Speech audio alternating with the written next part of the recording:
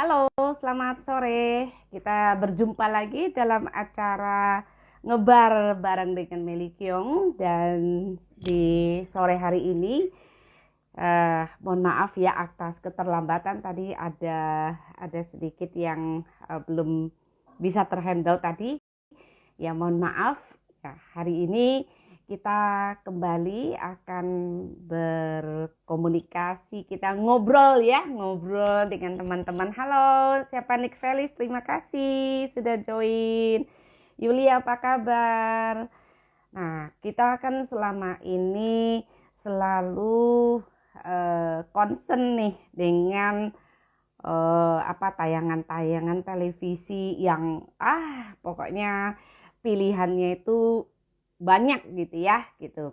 Nah, kita mau nih supaya kita dimasukkan dengan tayangan-tayangan yang sangat positif gitu ya. Nah, hari ini kita akan ngobrol nih sama Ibu Bulan.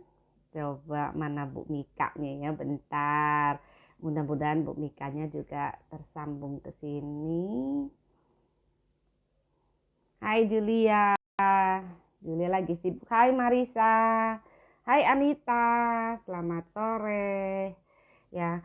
Nah, situasi belakangan ini kan kayaknya semua informasi ya, mulai dari medsos ya, televisi, semua tuh adalah informasi-informasi yang cukup menguras nih energi kita gitu. Nah, apa iya gitu nggak punya informasi yang lebih positif ya? Mudah-mudahan kita bisa mendapatkan informasi yang lebih positif lagi. Sebentar, kita akan hubungi Mbak Mika.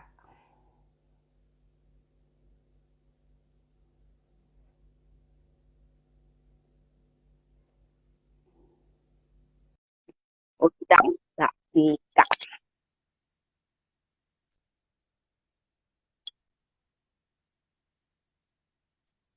Hai Mary.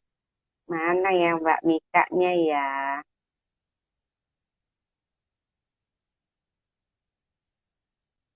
Hmm.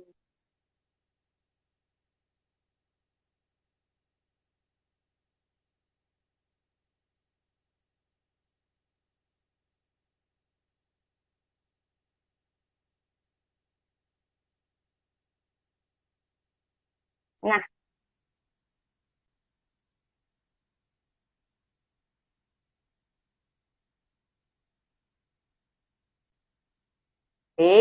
Mbak Mika, kenapa nggak bisa ya? Hmm.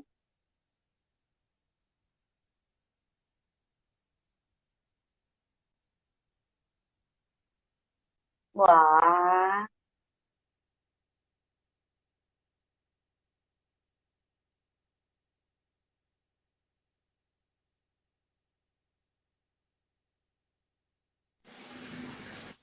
Nah, nah, halo, apa ini kabar apa? Mbak Mika? Akhirnya kita ketemu juga. Ini lagi work Iya, from home atau gimana? iya, ini lagi work Masih from home. work Mm, from home. Oke. Nih Mbak Masuk. Mika, saya sengaja ngambil ngajak Mbak Mika nih untuk ngobrol sama kami di sini gitu ya. Jadi kita semua tahu ya bahwa Indonesia itu dalam keadaan duka ya yang sangat mendalam ya. Jadi kalau kita mau terbawa arus pesimis itu kita akan sangat pesimis sekali gitu ya. Dan saya tahu persis gitu apa yang selama ini dilakukan oleh televisi Daai ya. Jadi Daai TV itu buat saya pribadi itu adalah satu televisi yang sangat-sangat punya komitmen ya, punya komitmen, terus sangat konsisten dengan komitmennya untuk membawa arus-arus perubahan ke arah yang sangat positif gitu. Nah, mungkin Mbak Mika boleh boleh perkenalkan diri dulu, terus nanti bisa cerita kepada teman-teman sebenarnya apa sih misi dari The ITV itu gitu. Dan sekarang ini perannya seperti apa gitu. Jadi apa harapannya juga gitu. Mungkin bisa sharing kepada kami. Silakan Mbak Mika. Ya, salam kenal semuanya ya yang sudah bergabung. Eh, Kenalkan saya Mika. Sekarang saya di The ITV. Mungkin udah kenal lama ya sama Bu Meli ya. Bu Meli juga dulu sering. Iya. Sama kita pernah punya program di situ. Saya sempat pernah isi 20 episode ya di situ. Di ruang keluarga, ya. Dan saya juga sudah pernah ke rumah Bu Meli juga. Salut juga sama Bu Meli loh. Konsisten selama bertahun-tahun dari dulu. Mungkin udah hampir 10 tahun lebih kali ya Bu. 15 tahun. Saya mulai dari tahun 2000, tepatnya yang lebih jalan itu di 2009. Tapi sebenarnya saya sudah mulai start dari 2007. Ya. Jadi memang sih sehati ya dengan visi misi Bu Meli atau dengan menata keluarga ya, dengan MK ya, saya juga sudah kenal. Jadi The ITV itu didirikan oleh Master Cheng Yen. Beliau adalah pendiri Yayasan Buddha Seci yang ada di Taiwan gitu. Nah, The ITV sendiri sebenarnya ada dua, Bu Meli sama teman-teman semua. Jadi yang satu di Taiwan dan yang satunya lagi yang dari 50 negara yang ada perwakilan Yayasan Buddha Seci itu hanya di Indonesia yang ada The ITV gitu. Oh. Jadi awalnya dulu sebenarnya pengurus Yayasan Buddha Seci yang di Indonesia itu sekitar di tahun-tahun 2014 atau 2014-an itu waktu itu minta izin ke Master Cheng Yen. Jadi mau mendirikan rumah sakit sebenarnya awalnya. Tapi waktu itu sama Master diberikan saran bagaimana kalau di Indonesia mendirikan dulu The ITV gitu, karena Master melihat bahwa sebenarnya yang saat itu dibutuhkan masyarakat Indonesia adalah sebuah media yang bisa memberikan edukasi dan dalam bahasa Master itu mensucikan hati manusia gitu, Bu Meli. Karena melihat waktu itu beliau juga sempat waktu itu kan sempat ada kerusuhan di Indonesia yang tahun 2008, 98 ya, 98. Ya, 98 itu juga jadi salah satu latar belakang Master kenapa beliau melihat pentingnya DITV itu ada di Indonesia gitu. Karena pada saat itu kan ceritanya banyak dari pengusaha-pengusaha Tionghoa yang kemudian keluar negeri dan segala macam. Tapi pada saat itu Master justru menyarankan bahwa para pengusaha-pengusaha yang menjadi relawan di Yayasan Buddha Seci supaya mereka jangan pergi tapi tetap memberikan memberikan kontribusi buat masyarakat di Indonesia, terutama untuk yang masyarakat kelas bawah gitu. Nah, dari situ kemudian mungkin ketika dari pengurus yayasan mengemukakan idenya untuk bikin rumah sakit, ternyata Master malah menyarankan untuk membuat stasiun televisi gitu, Bu. Beliau berpendapat bahwa media itu bisa lebih banyak menyembuhkan daripada sebuah rumah sakit gitu. Jadi media itu, jadi dengan banyak dengan siaran kita diharapkan kan bisa memberikan memberikan pemahaman atau memberikan mindset yang lebih benar, dalam istilahnya memberikan kesembuhan yang lebih banyak lagi ke orang daripada rumah sakit yang cuma mengobati orang yang sakit yang datang ke situ gitu. Jadi sakit secara fisik ya, gitu ya. ya, Justru kalau ya, dengan adanya televisi ini, jadi justru menyembuhkan secara psikisnya gitu ya. ya, ya. Betul, betul, Oke, oke, betul. ya, luar biasa ya pemikiran seorang master ya, luar biasa betul ya. Ya. Ya.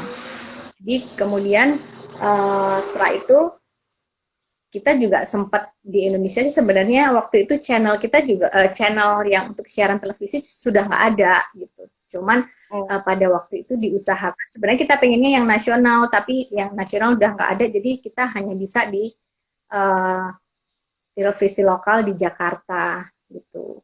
Jadi pada akhirnya di tahun 2015 kita mulai uji coba untuk bersiaran gitu Bu Meli. Dan sampai sekarang sih sebenarnya kita tetap konsisten ya. Jadi sejak awal itu master memberikan pesan bahwa kita harus bisa memberikan jalan yang benar atau memberikan edukasi ke masyarakat. Nah, itu yang kita jalanin sampai sekarang. Gitu. Ya, luar biasa Meski sekali loh, Mbak Mika ya, karena saya ngelihat ya bahwa apa ya tayangan-tayangan Daai itu kan sangat universal sekali ya, gitu, sangat universal sekali. Mungkin itu bisa diceritakan sih, kenapa sih seorang master itu bisa membuat DAI memberikan suatu arahan sampai di DAI TV itu sangat-sangat Pancasila banget nih gitu ya. Jadi ini kan bukan bicara tentang sebuah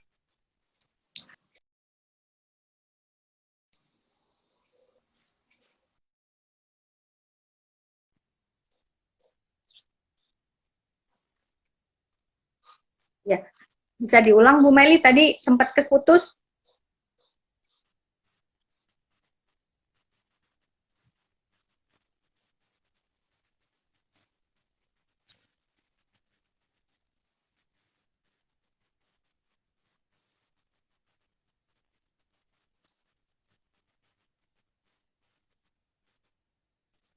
ini kalau nonton nonton DAI TV itu buat saya pribadi itu sangat universal dan sangat basicnya sangat Pancasilais banget gitu ya. Jadi apa yang dilakukan oleh DAI TV gitu.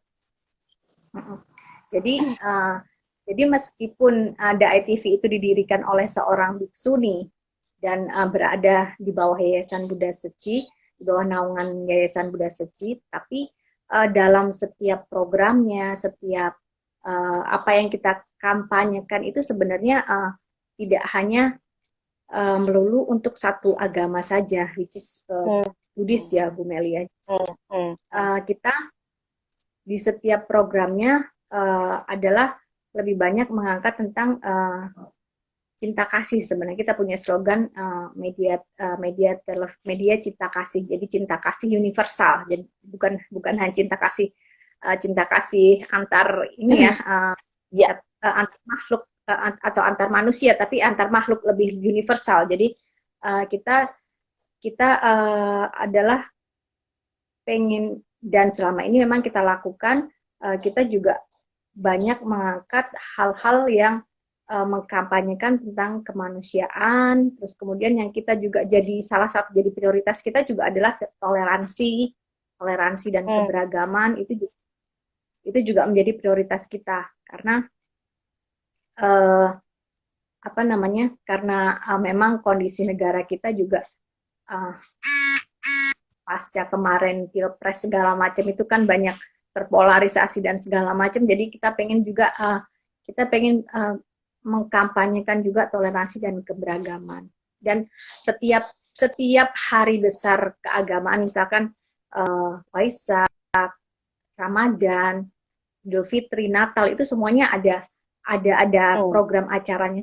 Bahkan kalau Ramadan itu kita sebulan penuh kita ada tausiah atau tausiah dari ustadz-ustadz ya. Jadi kita untuk memberikan program juga buat masyarakat yang muslim gitu.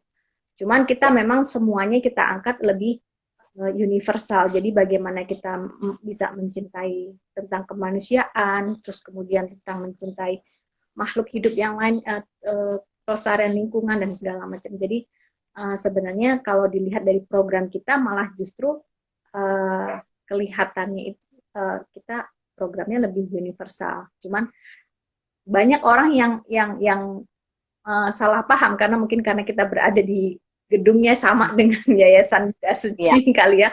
Oh, iya. TV Buddhis gitu.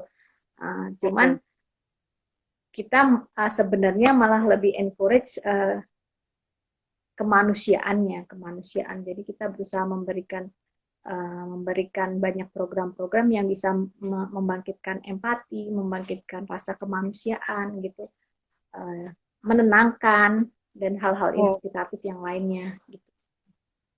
Iya, Gitu, Bu terus Meli. saya kalau lihat dari kualitas tayangan nih ya, kualitas tayangan gitu, apakah tayangan-tayangan itu betul-betul berdasarkan filterisasi nih ya, filterisasi artinya kan nggak semua orang bisa masuk ke dalam tayangan DAI TV nih ya tentunya ya kayak gitu. Jadi berarti kan lewat satu filterisasi seperti itu berarti maksudnya seperti gimana sih gitu filterisasinya supaya kita itu paham gitu ya bahwa The ITV itu memang komitmennya itu ya bukan sekedar televisi yang cuma hanya menyajikan siaran apa aja gitu ya, tetapi ini kan kalau sangat terlihat sekali ya bagaimana misinya tersampaikan, dan kalau kita semua yang nonton nih termasuk mau nonton dramanya itu kan semua yang sangat-sangat bernilai kemanusiaan gitu. Jadi maksud saya filterisasi itu seperti apa? Kalau difilterisasi, jadi kita sendiri tuh sebenarnya punya tiga value yang terus kita menjadi landasan. Jadi ada kebenaran, kebajikan, dan keindahan. Jadi dari tiga value ini yang terus-menerus kita kembangkan, Bu. Jadi dan tadi dari pesan Master adalah supaya kita bisa DAI-TV bisa membimbing ke arah yang kebenaran, ke arah yang benar. Jadi dari narasumber yang kita angkat pun juga harus inspiratif ya, harus bisa menginspirasi orang. Terus kemudian kalau bisa juga dia juga jangan cuman istilahnya cuman pencitraan atau tampak di luarnya doang, tapi dia juga harus melakukan sesuatu yang yang memang benar-benar dia lakukan, ya punya impact gitu buat masyarakat sekitarnya atau buat keluarganya, dari yang terkecil sampai yang masyarakat yang terbesar gitu. Jadi kalau dari sisi seleksi sih sebenarnya itu, dan kita juga nggak ada, kita sebisa mungkin tidak mengangkat hal-hal yang terkait dengan SARA, kemudian mistis kayak gitu juga nggak boleh, Bu Meli. Terus kemudian politik lebih kayak politik praktis gitu kita enggak. Jadi kita lebih cenderung menyajikan yang adem-adem sajalah, yang bisa lebih menenangkan hati gitu kan. Iya, yang politik biar yang lain lah, yang udah banyak yang lainnya.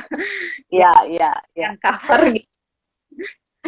Ya, sebenarnya yang ini aja gitu celahnya. Ya, jadi cuman hanya sayang aja ya kalau ini nggak bisa dilihat di tempat lain ya gitu, hanya di Jakarta doang gitu. Atau The ITV itu sekarang udah bisa live streaming tuh sama seperti yang ada di Jakarta kayak gitu siarannya gitu. Udah Bu. Jadi sekarang udah bisa.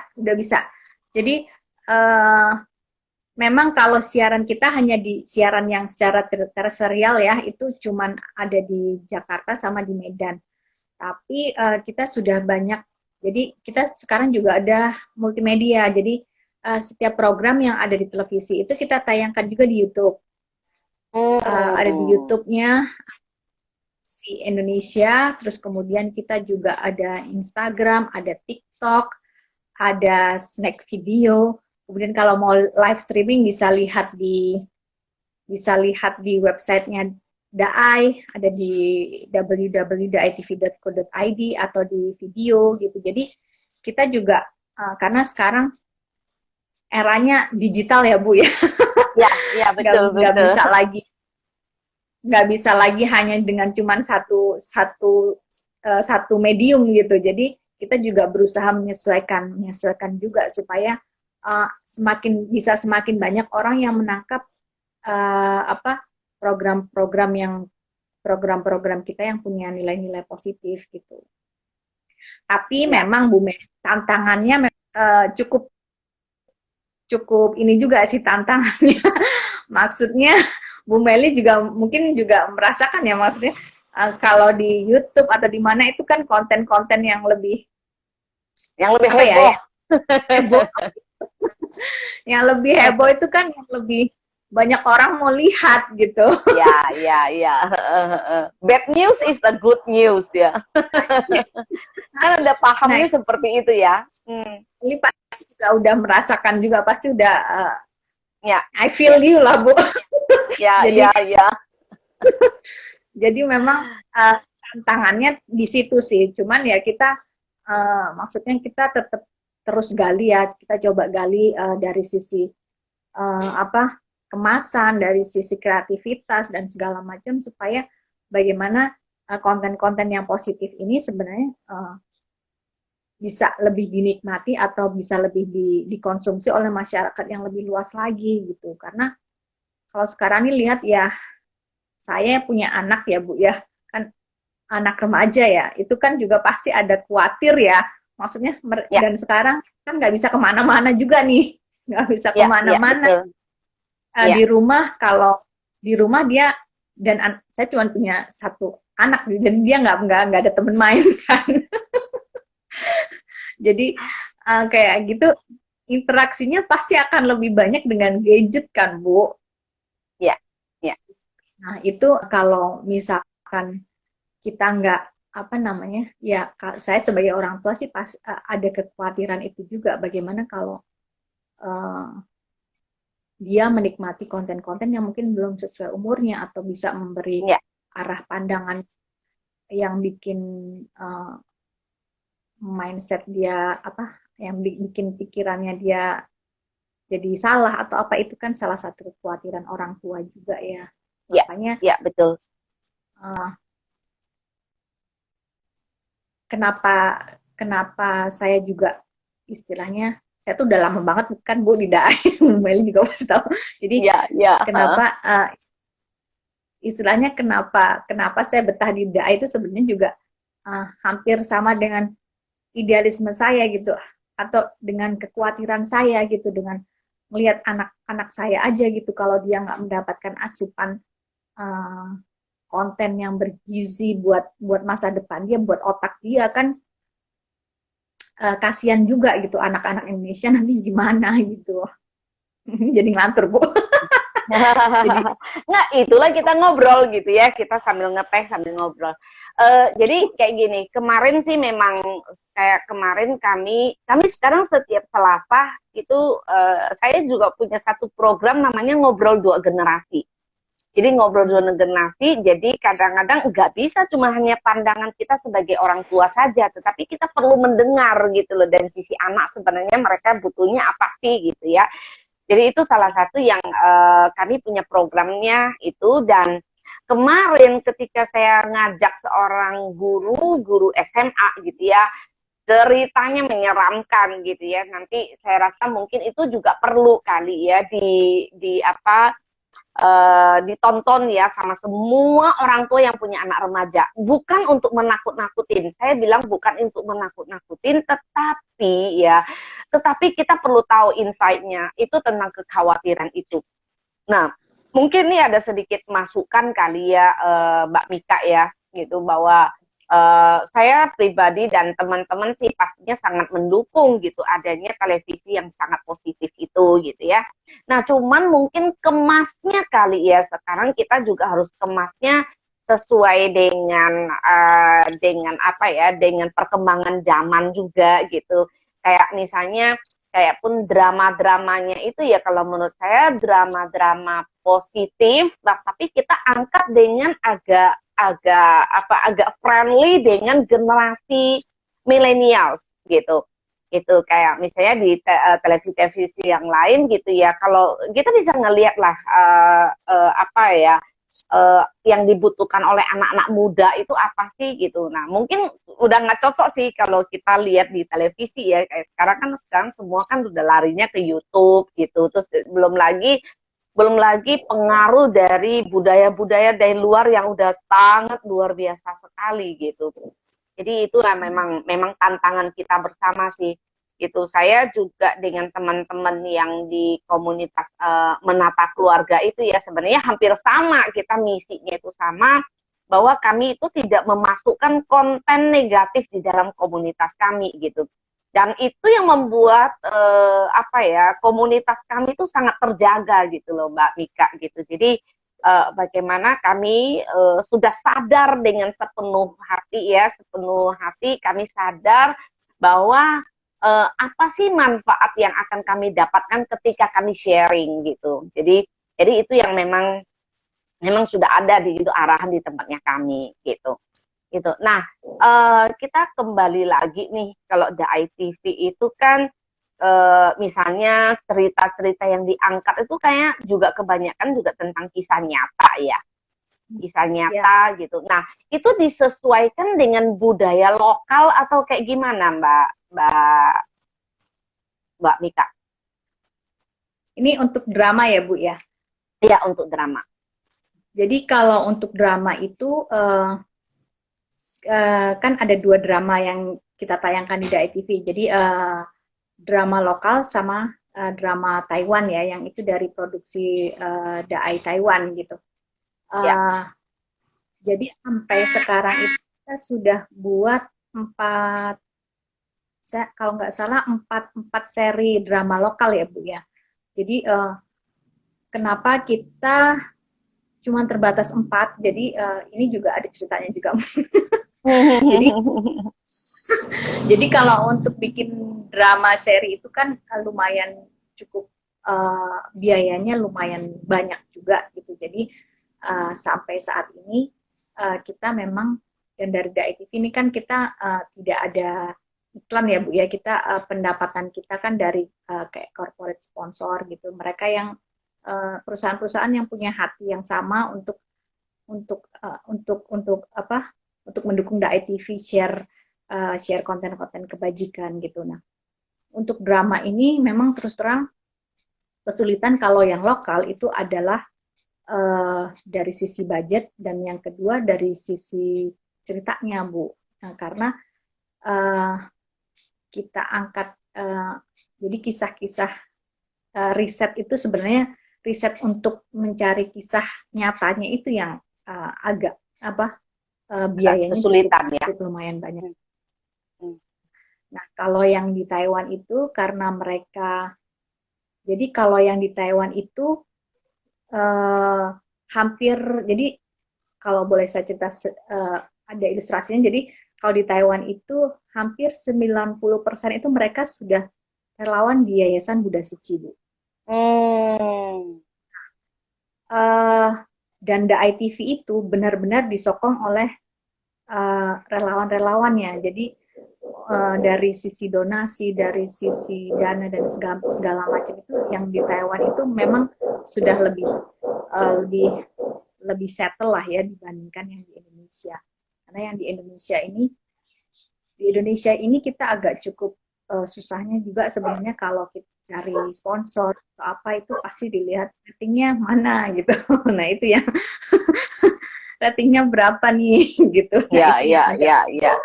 Pasti harus ada take and give-nya lah ya gitu ya. PR juga buat. Oke. Nah, itu kenapa sampai saat ini kita hanya bisa produksi 4 lokal. Jadi sebenarnya sih kita pengen juga. Nah, dari 4 drama lokal ini sebenarnya ceritanya disesuaikan dengan lokal culture-nya daerah sih. Ada yang dari ada yang latar belakang lokasinya itu di Cirebon, itu tentang guru guru yang dia jangan difabel, terus kemudian di Jakarta juga ada yang anak-anak korban penggusuran, kemudian ada yang di Tangerang juga Bu Meli yang Hmm.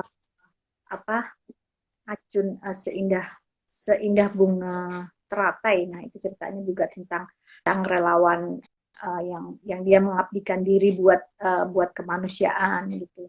Dan jadi kalau yang kita produksi sendiri memang kita buat kita dekatkan juga dengan budaya lokal setempat gitu, budaya lokal Indonesia gitu. Dan sebenarnya Oke. kalau di tayangan ya selain tayangan drama juga kita kan hampir hampir semuanya kan di liputan kita atau dokumenter-dokumenter DAI itu kan ada di Indonesia ya. Jadi semuanya hampir rata-rata semuanya pasti kita akan mengambil dari budaya lokal setempat juga gitu. Nah, Lokal wisdomnya ya.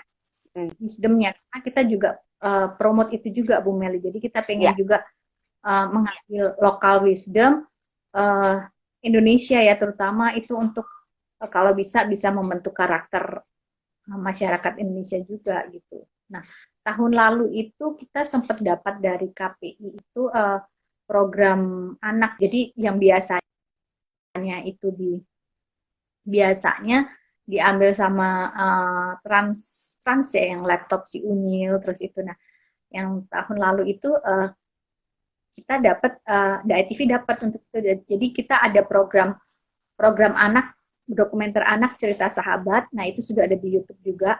Nah itu cerita-ceritanya hampir semuanya tentang anak-anak inspiratif, anak-anak berprestasi, anak-anak yang tetap semangat dengan keterbatasannya.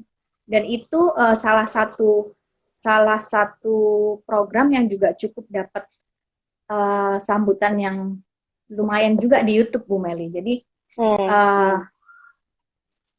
namanya penontonnya juga kita lumayan sih udah lumayan banyak. Jadi puluhan ribu dan banyak dari luar Indonesia kayak Malaysia gitu-gitu juga banyak yang gitu. Jadi bagus tuh ya. Jadi kita juga sebenarnya sih sekarang ini kita juga cukup banyak berinovasi ya supaya lebih banyak orang yang nonton di program anak, terutama program anak sama program dokumenter itu yang berusaha kita karena program anak itu kan belum banyak ya Bu Meli di Indonesia sendiri kan yang bisa kalaupun dibilang program anak tapi kadang kontennya dewasa. Ya. Jadi kita pengen benar-benar program anak dan program cerita sahabat itu menurut saya sih cukup lumayan ya kalau bisa untuk membentuk karakter anak ya, karena dia disampaikan dengan cara yang anak-anak banget gitu. Jadi mungkin anak-anak bisa lebih menerima dari contoh-contoh cerita-cerita tersebut gitu. Oke, luar biasa. Ini ada komentar dari Dr. Ferry nih, bagus ya. Tayangan DAI TV itu sangat bagus seperti oase di tengah padang pasir gitu ya. Jadi kita kangen edukasi atau program-program yang memberi contoh baik tentang kasih sayang. Tayangin dong katanya film Little House. Little House kalau nggak salah sudah ditayangkan oleh TVRI deh, kalau nggak salah sih ya. Tapi terus terang aja film Little House itu adalah Little House itu salah satu film yang memberikan saya inspirasi sampai saya jadi seperti ini gitu loh. Jadi banyak sekali ya inspirasi yang menurut saya itu bisa memberikan manfaat banget gitu ya. Little House on the Prairie itu memang betul luar biasa gitu. Nah mungkin kayak gini kali ya Mbak Mika, saran mungkin saya boleh kasih sedikit aja gitu masukan gitu ya, karena tadi kan tayangan yang begitu bagus itu kita gak cukup cuma hanya ada di YouTube kok gitu ya, mungkin gitu ya linknya itu bisa di support lagi, jadi di posting lagi gitu ya, supaya itu bisa dibagi-bagikan ke banyak pihak gitu ya. Nah, khususnya misalnya kayak sekarang kan saya lagi ada pembinaan kepada guru-guru, kepala sekolah dan yayasan gitu ya. Nah, mudah-mudahan kalau yang enggak panjang-panjang kayak gitu kan mungkin guru dan anak-anak itu bisa nonton bareng dan mereka itu bisa dapat insight-nya dari situ gitu kan. Nah, nanti mungkin dari yang nonton itu gitu ya. Nah, nanti bintang tamunya itu bisa diajak untuk ngobrol. Jadi kayak kita kayak bikin bikin kayak semacam zoominar gitu, ketemu dengan fansnya si anak itu gitu. Jadi mungkin ini ide aja sih. Waktu sebelum pandemi itu kita sempat bikin program seperti itu ya di Cerita Sahabat itu. Jadi kita waktu itu kerjasama dengan beberapa sekolah. Jadi mereka muridnya dihadirkan dan kita bawa narasumber kita. Kemudian kita bikin acara narasumbernya itu supaya bisa sharing dengan anak-anak yang sebayanya. Dan itu lumayan maksudnya antusiasme responnya dari murid-murid dari sekolah-sekolah tersebut cukup bagus. Kita kebanyakan dengan sekolah-sekolah internasional ya Bu ya, yang mungkin muridnya lebih secara ekonomi lebih lebih makmur ya. Jadi mereka mungkin belum banyak yang bilang saya belum pernah tahu nih ada cerita yang seperti ini. Mungkin mereka teman-teman mainnya, teman-teman sebayanya mereka nggak ada yang susah kayak narasumber kita atau nggak ada. Tapi mereka kemudian bisa menemukan semangatnya gitu. Jadi meskipun si narasumber ini dia dalam kondisi keterbatasan, jadi waktu itu kita sempat menghadirkan salah satu anak Bu, dia difabel ya, jadi nggak punya tangan, nggak punya kaki gitu, tapi dia sangat semangat untuk sekolah gitu. Jadi sampai dan dia ke sekolah itu sampai dijemput sama sahabatnya gitu istilahnya, sama sahabatnya, dan dia nggak di sekolah itu benar-benar berusaha. Dia menulis pakai mulut Bu, dia nulis pakai mulut.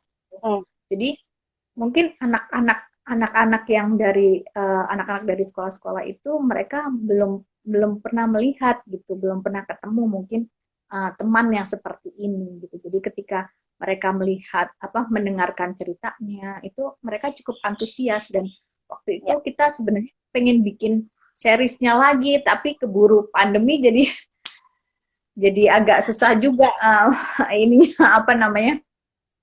karena ya pandemi ini kan juga cukup berpengaruh juga buat media ya Bu ya. Terus terang buat media itu cukup berpengaruh lah buat kami. Jadi ada beberapa hal di internal kami yang mungkin harus disesuaikan dan bagaimana. Dan ini kita sebenarnya lagi coba ngebangun lagi bagaimana supaya The ITV itu lebih bisa adaptif ya dengan ini kan kayak pandemi ini kan kayak lompatan peradaban ya. Nanti kolaborasi aja sama kami Mbak Mika. Nanti kolaborasi sama kami gitu ya. Jadi karena kalau saya tuh ngeliat kayak gini, ya Mbak Mika kan tahu kalau komunitas kami itu kan kami punya slogan ya. Kami punya slogan itu adalah bahwa kami belajar, kami praktek, kami berubah. Setelah berubah itu kami bagikan gitu. Jadi sebenarnya praktek-praktek baiknya tuh banyak sekali yang sebenarnya lucu-lucu gitu ya, banyak yang lucu-lucu gitu, tetapi inspiratif gitu. Jadi kalau misalnya kita mau kaitkan dengan TikTok kayak gitu ya, nah lagian penyebaran kami kan di seluruh Indonesia tuh gitu ya, gitu. Jadi nah saya rasa itu pasti akan maksud saya itu tidak mahal mestinya kalau biaya sekarang ini gitu ya, dengan cara-cara ini. Nah tadi saya tertarik sekali kalau misalnya nanti kita bisa kerjasama, saya pengen banget tuh kayak gini. Saya juga berharap bahwa orang-orang MK ini membawa anak-anaknya itu dengan satu gelombang kebaikan yang misalnya kami tuh punya satu program namanya GoSevi. Jadi gosip seputar film sebenarnya. Nah GoSevi itu bisa kami hidupkan ya. kami hidupkan. Nah, seperti yang tadi misalnya Mbak Mika bilang, oke, Mbak Meli, kami punya satu video ini gitu ya. Nah, video ini nanti bisa kerjasama dengan kami, terus bagaimana nanti kami ajak nonton ya, kalau perlu sampai sekolah-sekolah yang ada di dalam kawasan kami, yang ada di dalam tempat-tempat ya kami, itu sekolah-sekolah itu udah nonton gitu. Nah, nanti kita bisa ajak si anak itu gitu ya, anak yang tadi itu yang difabel itu, jadi anak itu bisa kita ajak kayak Zoom meeting gitu. Jadi nanti seluruh Indonesia yang udah nonton itu, nah kita bisa fasilitasi itu untuk ketemu gitu. Jadi itu saya pikir mungkin bisa salah satu gerakan yang mengisi kekosongan-kekosongan ini gitu loh. Jadi saya sangat berharap bahwa guru-guru itu juga sekarang semakin kreatif gitu ya dalam mendeliver ya mendevelop pembelajaran gitu. Jadi nah anak-anak itu akan lebih bagus kalau mereka diedukasi dengan tontonan gitu. Kalau menurut saya itu bisa dilakukan. Ya, jadi nanti mungkin kita pikirkan caranya ya gitu, karena menurut saya ini ada satu gerakan yang saya pikir perlu kita lakukan bersama-sama gitu. Jadi nanti mungkin bisa kerjasama dengan komunitas kami gitu. Bisa Bu, bisa sekali karena ya memang anak-anak memang saat ini sih butuh banyak sekali itu ya asupan ya, selain karena mereka tidak bisa bersosialisasi, tidak bisa bertemu teman secara apa ya, secara langsung gitu kan. Pasti ada yang mungkin kalau kita bisa isi dengan hal-hal yang baik itu akan lebih lebih bagus mungkin ya Bu Media. Ya, boleh. Jadi nanti mungkin kita bisa fasilitasi anak-anak ya, gitu. Jadi nanti anak-anak itu bisa kita nanti pikirin program-program yang lebih inspiratif itu seperti apa. Saya sih kepikir yang sederhana itu tadi aja dulu, kita coba trial dulu aja gitu ya. Oke, Mbak Mika, kira-kira apa sih yang Mbak Mika ingin sampaikan nih kepada orang yang lagi mendengarkan kita, ataupun yang nanti akan kami bikin siaran ulangnya ya. Nah, kira-kira apa sih yang Mbak Mika harapkan dari para penonton-penonton yang ada di Indonesia ini? Harapan saya sih kalau bisa masyarakat Indonesia tuh bisa lebih memilih tontonannya gitu Bu, bisa memilih, men-scanning, menseleksi apa yang diperlukan dan apa yang nggak diperlukan gitu. Jadi bukan hanya The ITV ya, bukan hanya nonton The ITV ya, tapi mungkin bisa menonton channel-channel atau konten-konten lain yang positif dan inspiratif gitu. Karena kalau saya lihat ya di media sosial yang sekarang yang sering dibicarakan itu justru hal-hal yang nggak penting gitu loh Bu, yang kadang kadang sebenarnya jadi kayak mengaburkan pesan pentingnya sebenarnya, kayak ini kan saya tadi pagi baca yang tentang Presiden Jokowi yang dia pesan ke masyarakat bahwa harus lebih berhati-hati dalam masa pandemi gitu. Tapi yang dipermasalahkan justru ilustrasi gambarnya yang yang kayak seperti media di Turki gitu. Nah, menurut saya kan itu nggak penting gitu loh. Itu mindset lah kembali lagi ya, bagaimana kita itu tahu memfilter diri kita ya. Nah itu sekarang kembali lagi kepada literasi sebenarnya gitu Mbak Mika gitu. Jadi literasinya Indonesia itu yang perlu kita bangun ya. Nah, jadi karena mungkin orang-orang yang mungkin punya edukasi yang dia punya edukasi pendidikan yang lebih baik juga bisa mendorong keluarganya, anaknya mungkin itu untuk bisa mengkonsumsi hal-hal yang lebih positif gitu Bu, konten-konten yang lebih positif ya. Jadi supaya, dan ini memang keterlibatan anak muda juga penting ya Bu ya, bagaimana mereka bisa istilahnya bisa juga membuat konten-konten yang positif yang bisa menjadi asupan bergizi untuk masyarakat Indonesia gitulah. Jadi saya pikir di masa pandemi ini kan kita bisa lebih banyak reflektif ya, lebih banyak refleksi ya, karena bisa lebih banyak belajar dan mengambil hikmah lah. Jangan sampai yang pelajaran 2 tahun, pelajaran besar buatnya 2 tahun ini, nanti kalau udah keluar dari sini udah sia-sia aja gitu Bu. Jadi Ya, saya sih ya. berharap sih